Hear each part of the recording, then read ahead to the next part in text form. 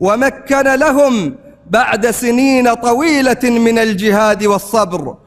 لدوای نزیکی 6 مانگ لە بێدەنگبوون و دیارنەمانی سایتی ئەلفورقانی سەر بە ڕێکخراوی دەوڵەتی ئیسلامی ناسراو بە داعش تۆمارێکی دەنگی ئەبوبەکر بەغدادی بڵاو کردەوە.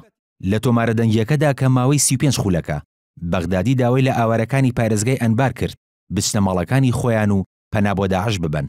وتیشی دیمەنی بینینی ئاوارەکانی پارێزگای ئەنبار و پەنابردنیان بۆ ناوچە شیعە و کوردنشینەکان نیگەرانی کردوون.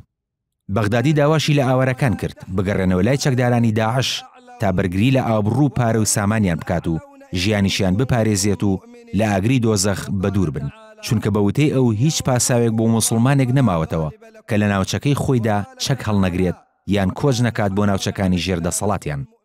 لە تۆمارە دەنگیەکەدا ئەبوبەکر بەغدادی داوای لە لایەنگرانی ڕێکخراوەکەی کرد لە هەر شوێنێک بن لە جیهاندا بچنە ڕیزەکانیانەوە و چەک هەڵبگرن.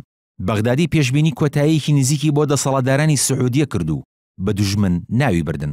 وتیشی دەسەڵاتدارانی وڵاتانی کەندا و نیگەران و هەز بە ترس دەکەن لە کۆبوونەوەی موسڵمانە سوننەکان لە چواردەوری ڕێکخراوی داعش.